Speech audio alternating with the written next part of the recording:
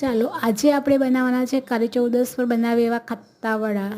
તો ખત્તા વડા બનાવવા માટે આપણે અહીંયા લોટ તૈયાર કરીશું. તો એના માટે ચોખ્ખા લઈશું, દાળ, તુવેર દાળ, ચણા દાળ અને અડદની દાળ લઈશું. બધી મિક્સ કરીને આપણે મિક્સી જારમાં નાખીને પીસી લેવાનું છે અને પછી આ રીતે લોટને તૈયાર કરવાનો છે. અંદર એક વાટકી દહીં નાખીશું અને પાણી નાખીને સરસ એને પલળવા માટે છોડી દઈશું 2 થી 3 કલાક માટે. તો સરસ પલળી જાય 3-4 કલાક પછી આપણે એની અંદર આદુ મરચાંની પેસ્ટ નાખવાની છે, ધાણા નાખવાના છે, સફેદ તલ નાખવાના, અડધી ચમચી હળદર, સ્વાદ પ્રમાણે મીઠું અને ચપટી જેટલી હિંગ નાખવાની છે. સારી રીતે બધું મિક્સ કરવાનું છે. પછી સરસ મિક્સ થઈ જાય એટલે એની અંદર 2 થી 3 ચમચી જેટલું તેલ નાખવાનું છે અને થોડો અડધી ચમચી જેટલો બેકિંગ સોડા એટલે કે ખાવાવાળો કુકિંગ સોડા નાખવાનો છે. પછી તેલને ગરમ કરવા મૂકી દીધેલું હોય છે. તો ગેસની ફ્લેમ ધીરી કરી દેવાની છે અને ધીમી આંચ પર આપણે એને તળી લેવાના છે.